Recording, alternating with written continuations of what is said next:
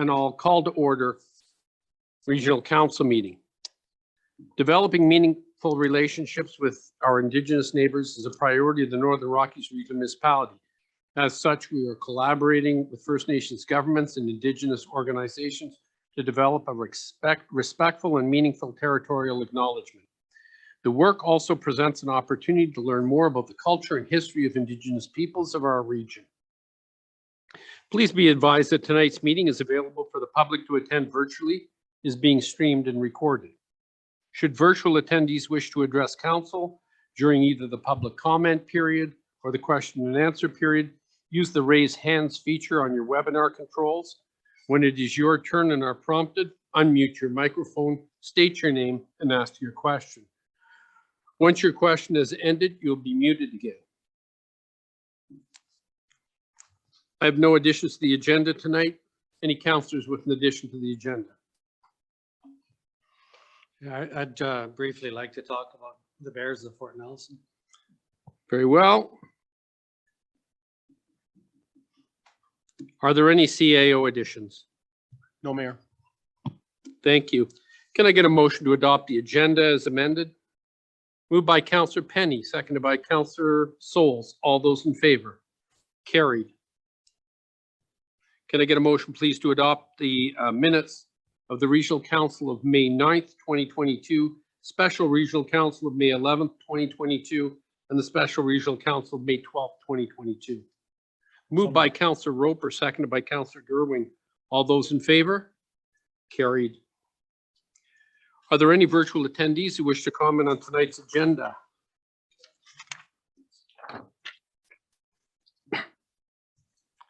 Proclamations. Tourism Week in the Northern Rockies. Whereas tourism builds attractive, livable communities that foster British Columbia's culture, heritage, and environment, and tourism is an important source of economic activity, creating jobs and prosperity in communities across British Columbia.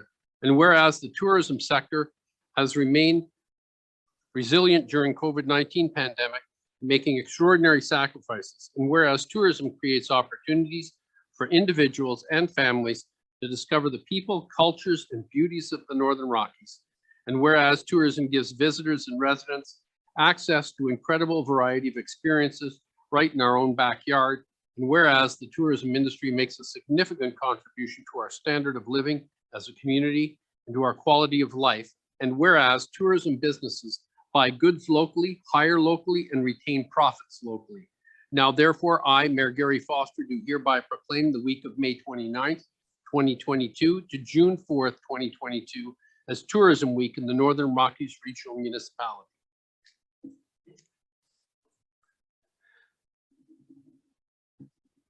Mrs. Bev Vandersteen. Thank you very much, Mayor and Council, for the opportunity to speak with you tonight. I have just a few slides and we're going to be pretty short, but I would like to take the opportunity to thank Mayor Foster for proclaiming this. Am I not close enough? Oh, for proclaiming next week Tourism Week in the Northern Rockies.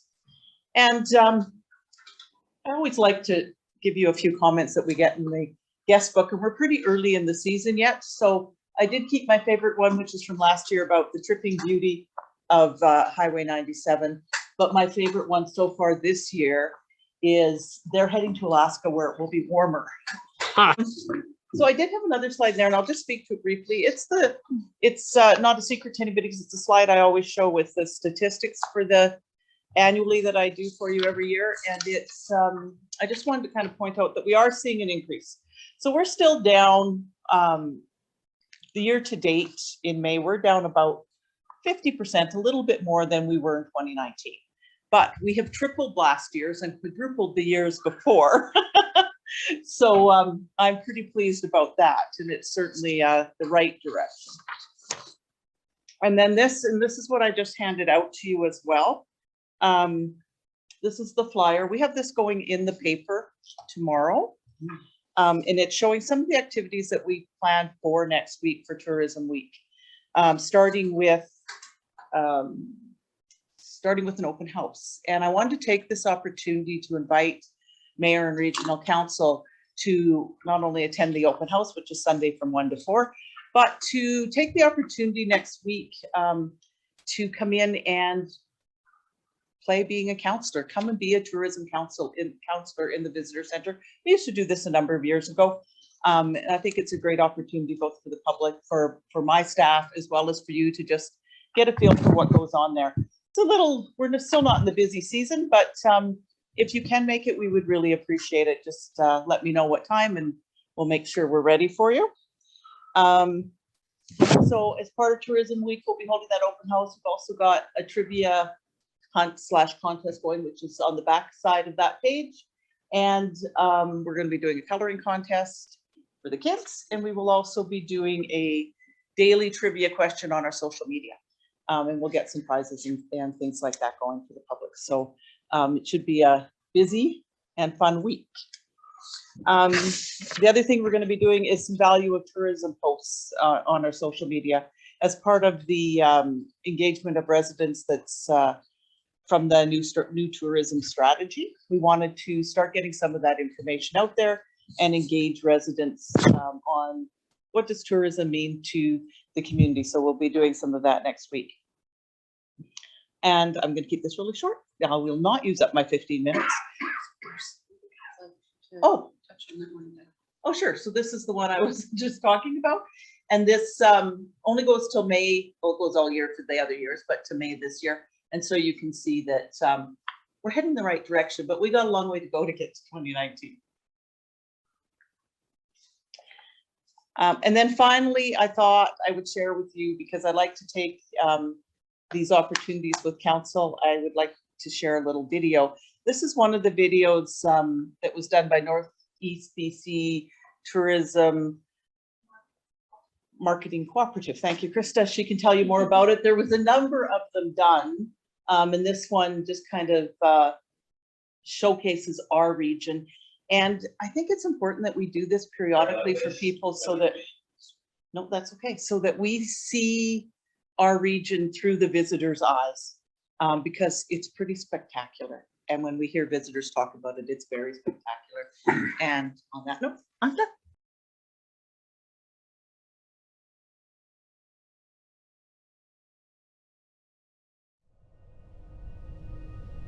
I think when you see all the footage before you come to an area like this, whether it be on TV or, you know, National Geographic programs, photos in magazines, you always assume that you're seeing the best of what's to offer.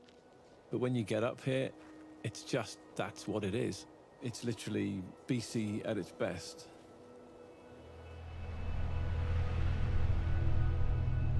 We originally came to Canada traveling in an RV, and we put down roots here about a decade ago. The Northern Rockies and the Alaska Highway has been a bucket list item for so many years. So to come up to Northern BC on an RV road trip was just the perfect way to travel this area.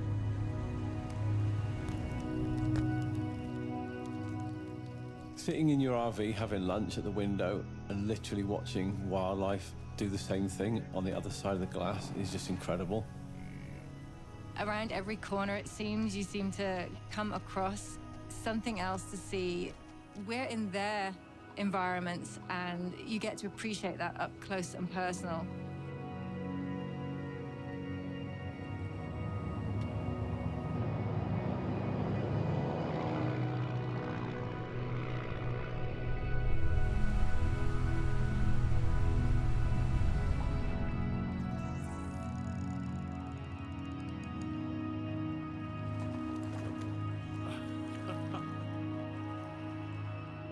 Going home after a trip like this is such a nice, fulfilling feeling of appreciation for where we've been and gratitude for the opportunities that we've had. You get home and the little things don't matter, the big things become small things. It just gives you a great perspective on life, and it's just really nice to be able to take that kind of thing home with us.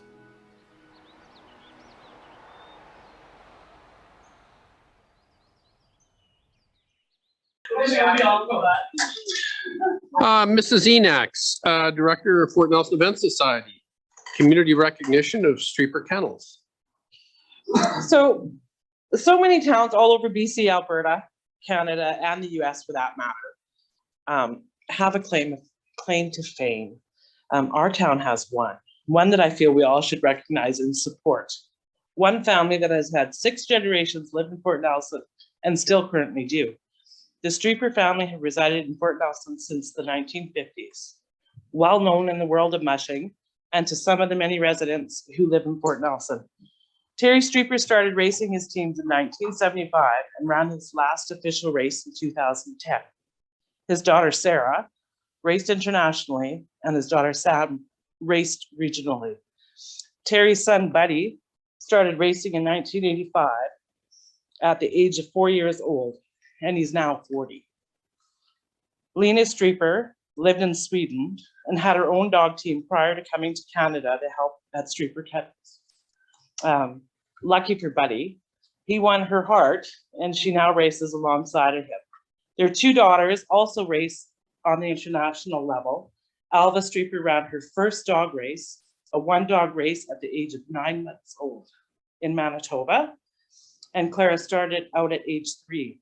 Both these young girls are 2022 Junior North American champions. Terry Streeper has won 4 world champions. Lena has taken home 1, and Buddy leads with 15 under his belt. Buddy has recently, once again, been awarded the Triple Crown, winning the races in Anchorage, Fairbanks, and Tok. The Triple Crown has only been awarded 5 times, twice to Buddy.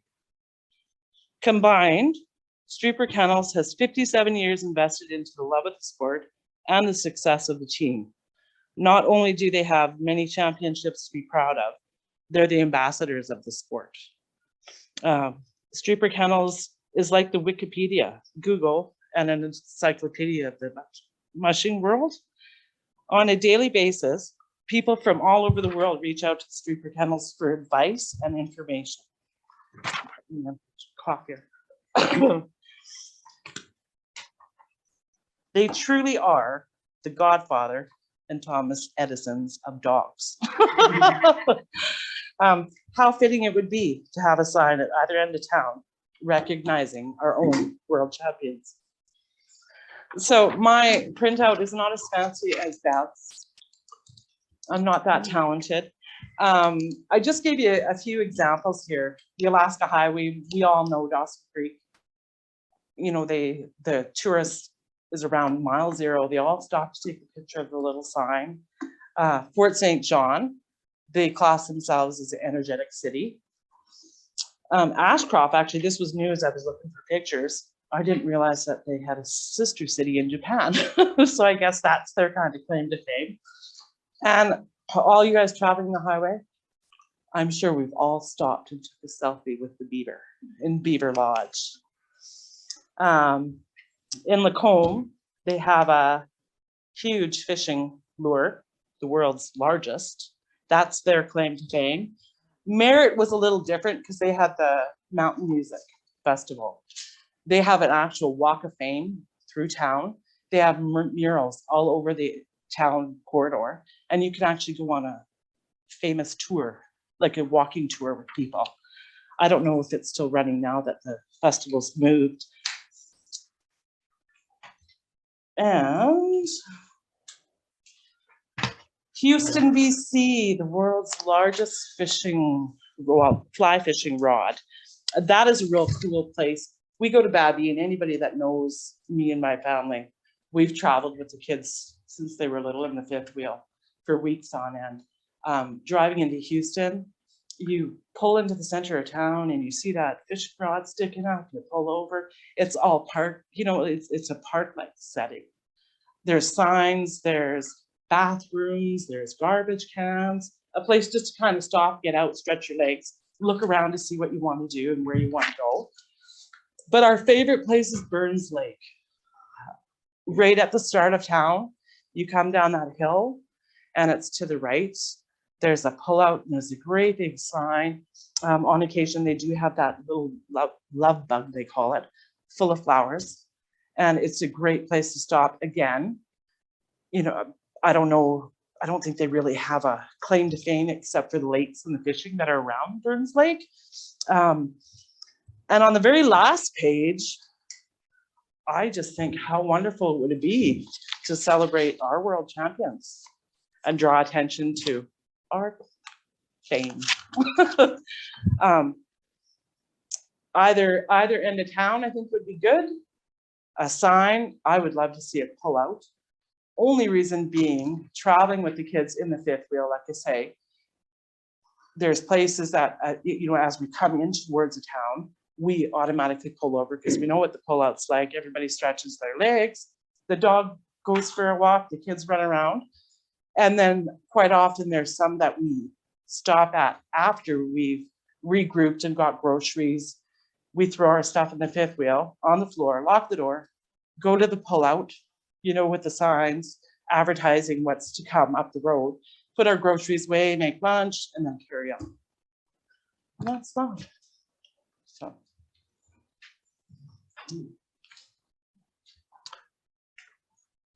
So that's my idea. Councillor Penny and I have had some discussions about this, as well as myself and Mr. Barry, about doing something like this. And I think it's probably time that we ask administration to do a report on doing something like that.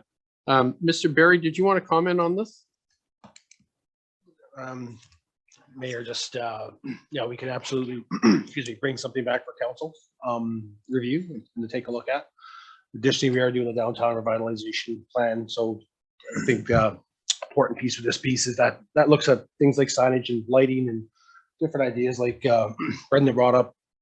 And of course is a community engagement piece too, to engage with the community to look at what they would like to see too, for sure. So council wishes the resolution. And I think bring something back. I think some guidance as to what criteria we'll use to put up something and to commemorate or recognize certain activities in town, and what some of those parameters could be around that. Councillor Penny. Just wondered, did you need a seconder for your motion? Yes. I second that. The motion is that we instruct staff to bring back a report regarding commemorating or recognizing people in the community.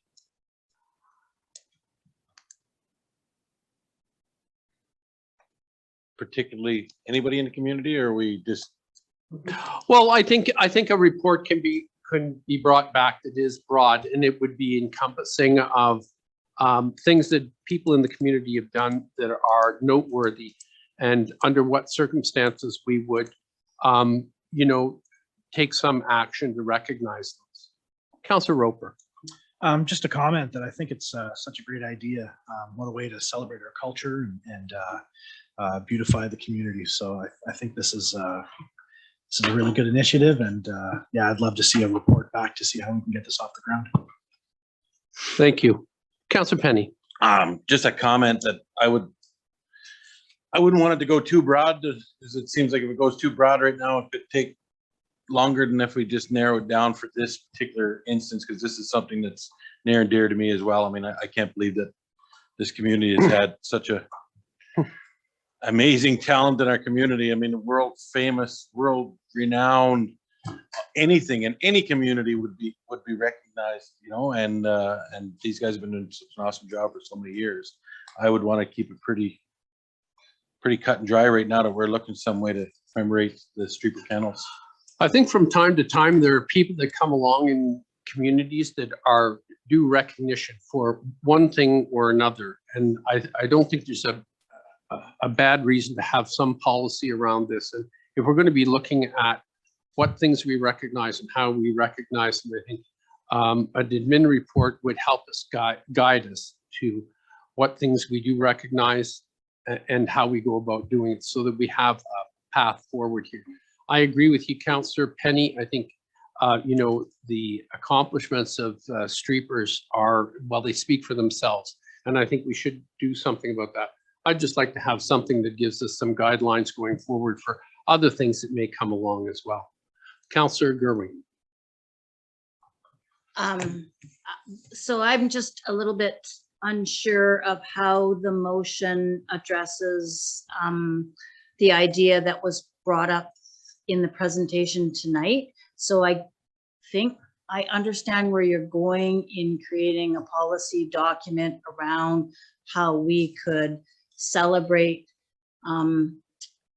community members that are living large, but I don't know that that really addresses what was brought forth tonight. And while Brenda was speaking, it seemed to me that that fit in with our tourism strategy plan, and that we didn't necessarily need to create another policy to move forward with such an idea, because I thought that there was some connection to the tourism strategy plan in terms of you know, the advertising that we're going to be doing, or special events, or I don't have the plan right before me, but you know, there might be some synergies there where we could begin to move forward on this idea before we have to wait for policy development. It's been my experience that sometimes policy development can take a while to get it right. Yeah, so that's kind of my thought. Mr. Berry, how long would it take for a policy to come back to us regarding recognition of? A while. Yeah. It would take, that's a very good question with all the other parties going on.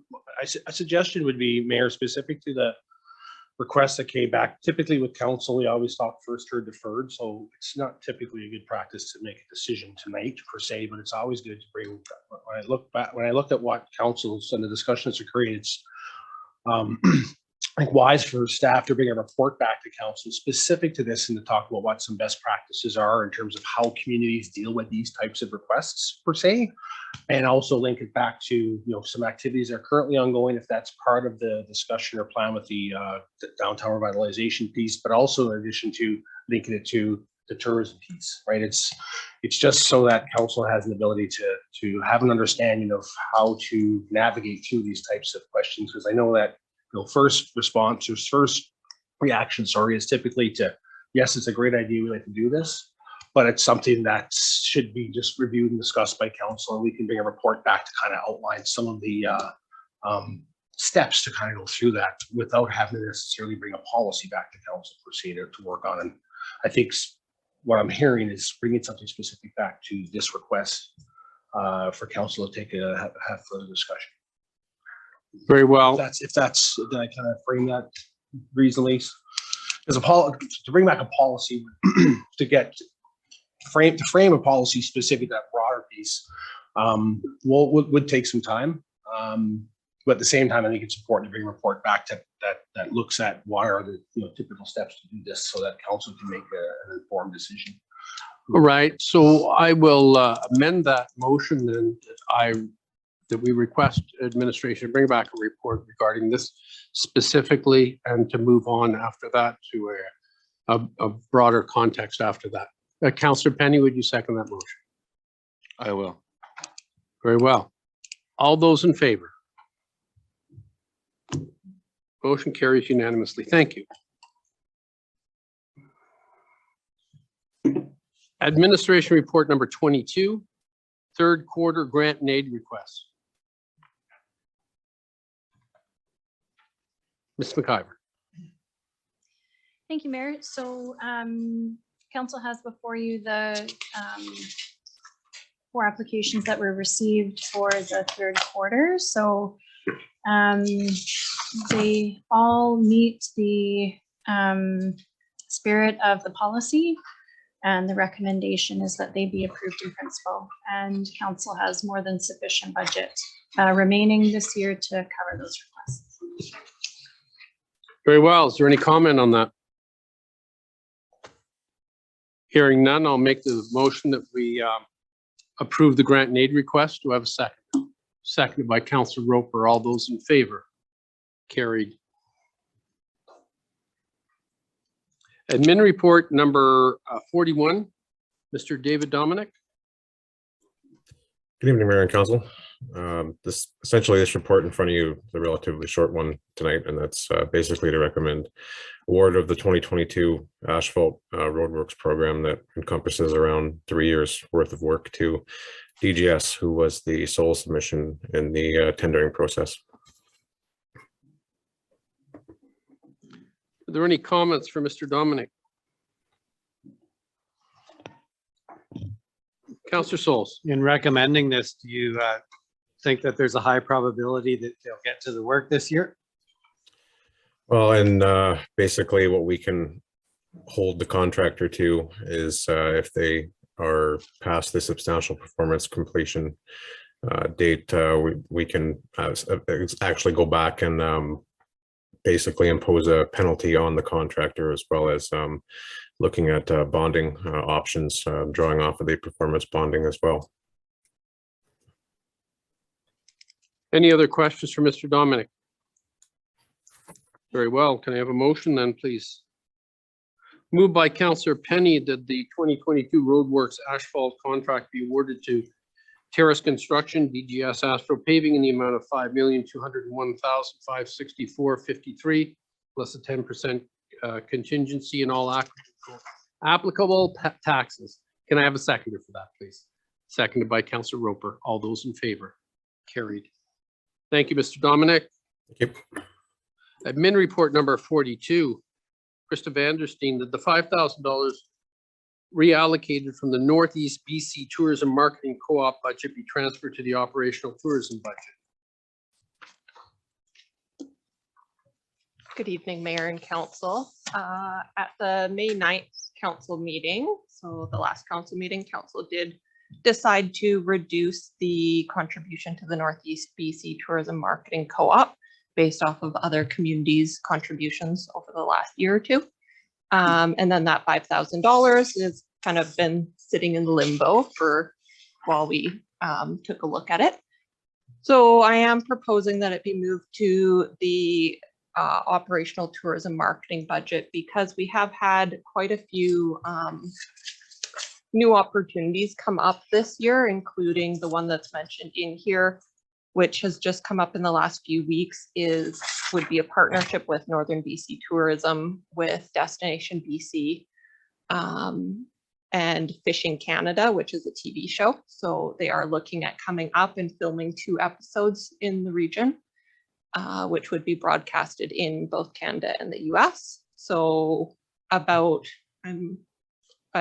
suggested to Northern BC Tourism that if this moved forward, that we would probably allocate $3,500 to that. And then that would leave the additional as a little bit of a buffer for if there's anything else that continues to come up through the year. There's a couple other film opportunities that have presented themselves, but aren't currently asking for any financial contribution. So I'm hoping that they come through, but aren't looking like they really need a significant contribution like this one does. So that's what I know today. Thank you. Are there any questions for Ms. Vandersteen? Very well. Someone would like to make a motion? Councillor Gerwing, that the $5,000 reallocated from the Northeast BC Tourism Marketing Co-op budget be transferred to the operational tourism budget. Seconder, Councillor Penny. All those in favor? Carried. Thank you, Ms. Vandersteen. Northern Rockies Region Municipality Zoning Amendment number C2, Highway Commercial 4804 50th Avenue North, bylaw number 202, 2022. Speaking to the report, Ms. Undakari.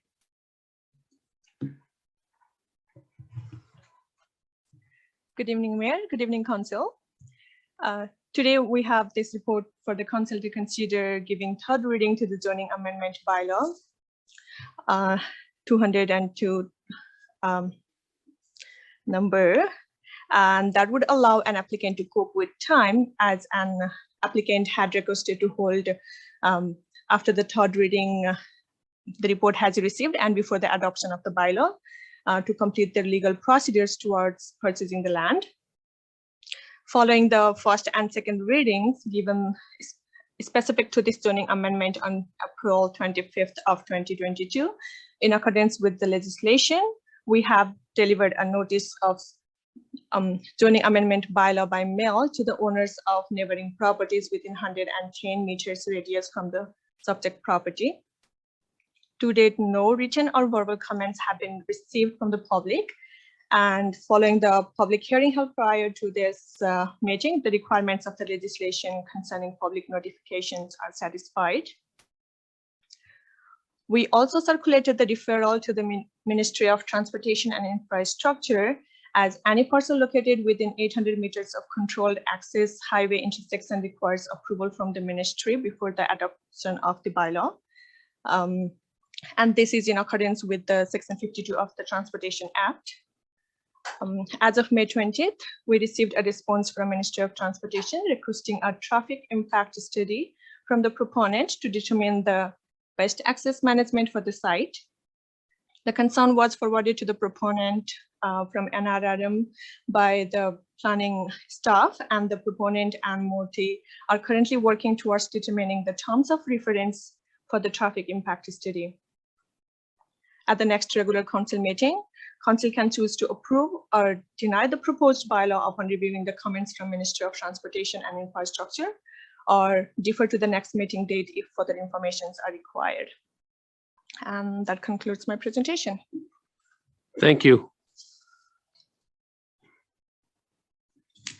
So I'll ask for a motion that the third reading be given to Northern Rockies Regional Municipality zoning bylaw C2 Highway Commercial 4804 50th Avenue North, bylaw number 202, 2022.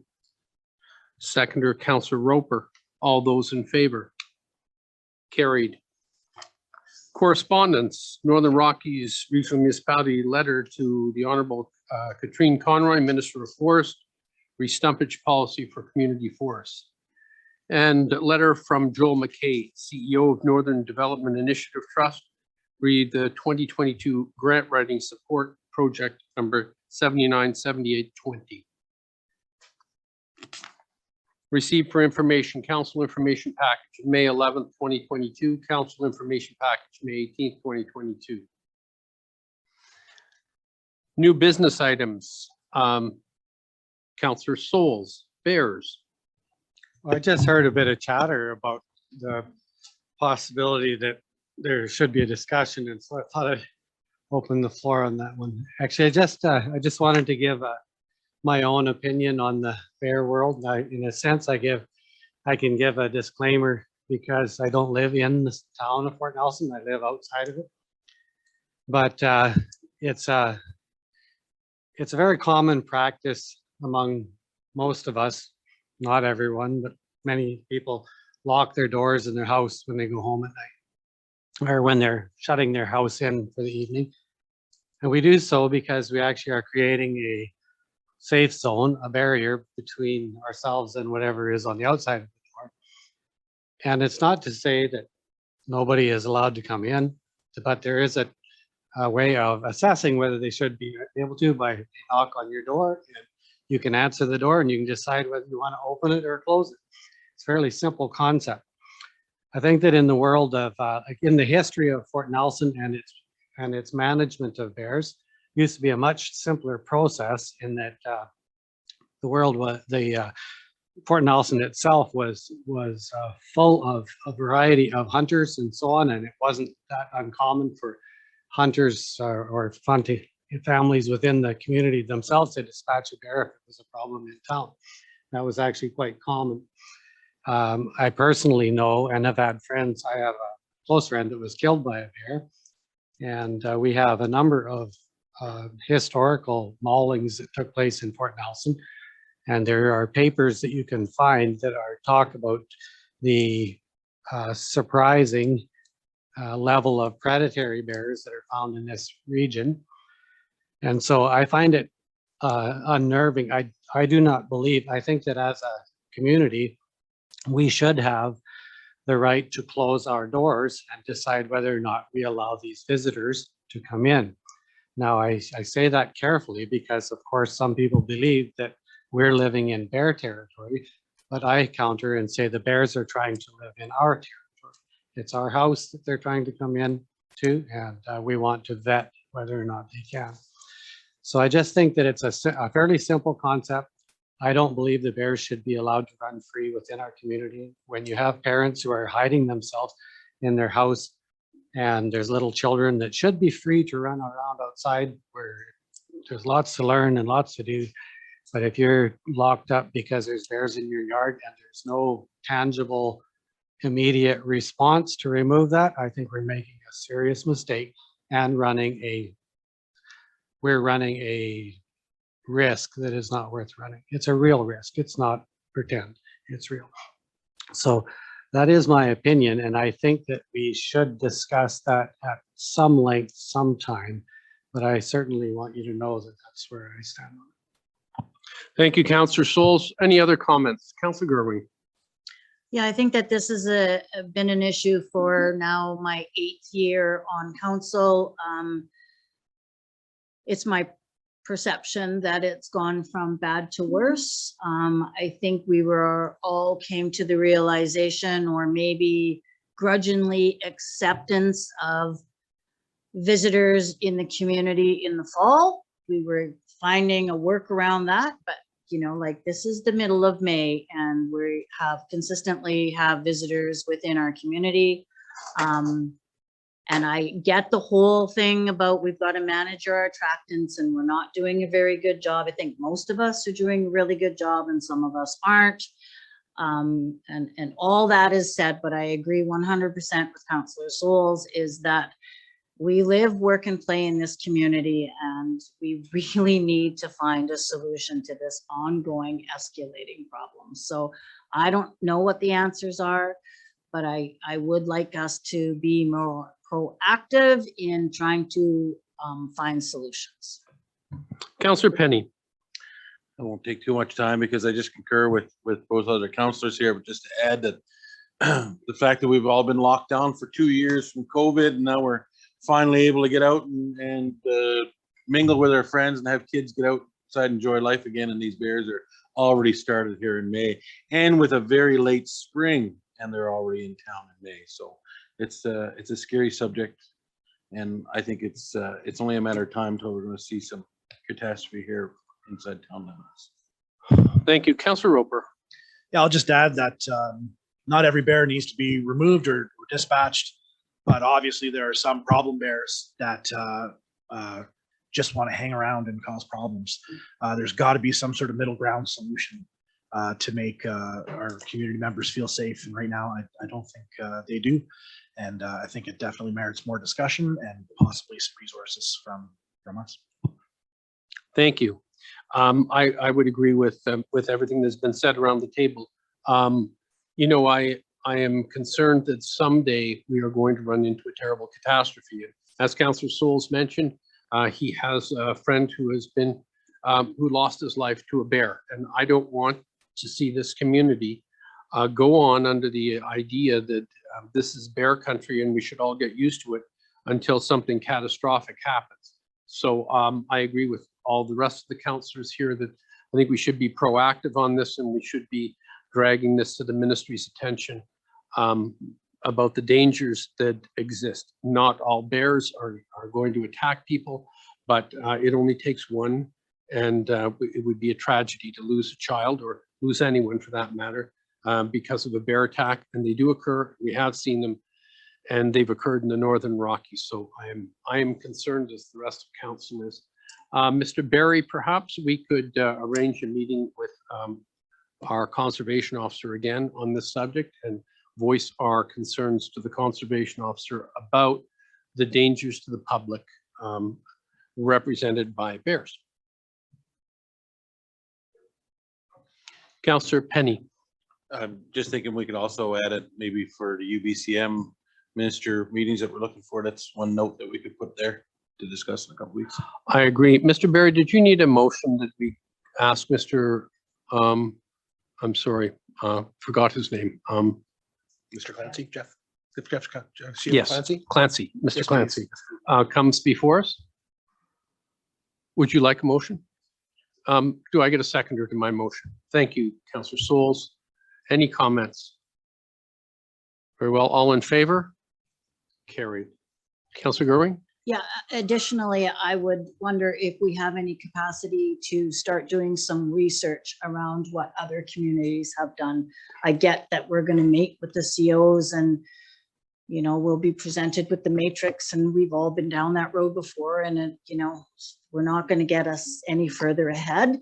In the meantime, as we're working in parallel, if we had some capacity, even if it means hiring a contractor, I would make that motion that we start being more proactive in seeking solutions from a community perspective, outside of the work that the COs and the province does, to see if we can just come up with some solutions long-term, but also short-term, that we aren't losing the rest of the summer because people are afraid to go outside. Councillor Penny. I'd second that motion. Okay, thanks. I think initially we can start reaching out to other communities like Burns Lake, for instance, and other areas that have got bears. Even Chetwynd has got a great number of grizzly bears passing through their community, and it wouldn't hurt to get some input as to what they do and how they manage this problem in their community. Councillor Penny. I would just remark on one thing that Councillor Irving said about if we have to hire a contractor to do this, because I realize that staff are taxed. I mean, we don't just throw all this stuff over there without realizing, you know, that you're going to have to drop something else. So I don't know. I do believe that we still have Bear Smart. Was it Ms. Siglinski is doing? Maybe we could put an additional on there. Maybe, I don't know if she'd be willing to take something like that. I don't know. I know we have a contract with Bear With the Smart, province, the with province, COs, right? Yeah. yes. So kind of where I was headed was, Wildsafe BC. yeah, well, thanks. Yeah. So where my motion was headed was outside of those provincial entities to research into what other communities are doing, like across Canada or US or wherever. Like, I like your idea of checking specifically to this area, but I just think that it needs to be a coordinated approach at this point in time. And I know our staff is really, really busy, hence the, you know, like maybe there is like a researcher that can do it. Maybe there's somebody that is already schooled in bear behavior that we could, you know, contract with. So kind of was just leaving it open, but outside of the provincial entities, and let's just get something going made in Fort Nelson for Fort Nelson, and hopefully sooner rather than later. I wouldn't want to see it get bogged down in the thank you, that's the word. Thanks, Councillor Roper. Yeah. Mr. Barry, you had your microphone on for a second. Oh, no, sorry, I had it queued and didn't mean to have it queued. Okay. So the motion by Councillor Gerwing, seconded by Councillor Penny. Is there any more comments on the motion? Very well. All in favor? Carried.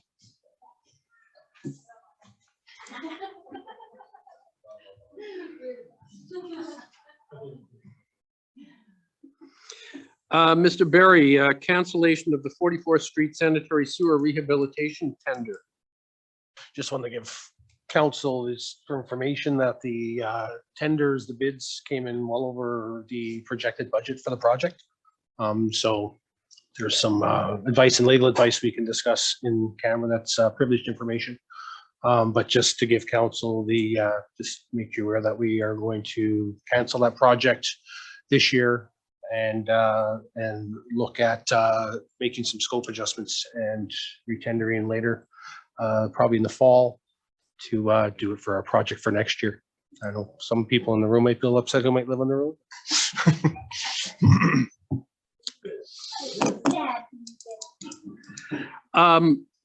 2-day geothermal support letter, Mr. Barry. Just again, just for council's information, we received a request late last week from FNFN is going to put an application for the Clean Communities Fund, the program for a $20 million grant opportunity for the geothermal. Resolution or anything like that wasn't necessarily required from council. Council's already provided a letter previously for for an application for 2021, which they weren't successful with. Given the timing, they requested that they needed to have a letter today. So the mayor has, the mayor drafted a letter and sent off similar to the same support letter that went previously on their behalf. So you'll see it on the next agenda for council. Just, like I said, it just went out today.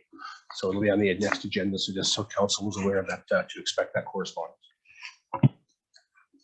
Thank you. Council reports. Are there any council reports? Very well. I have a couple. So I'll start. I spoke to Angela DeSmit today, and Mrs. DeSmit offered to present to council regarding Northern Health recruitment. So I've asked Mr. Barry to reach out to her and find a time and a date suitable for them to present what their efforts are on recruitment for the Northern Rockies. I wanted to report on some of the conferences that I attended, starting with the First Nations Major Projects Coalition, which is a group of 70 member bands from across the country.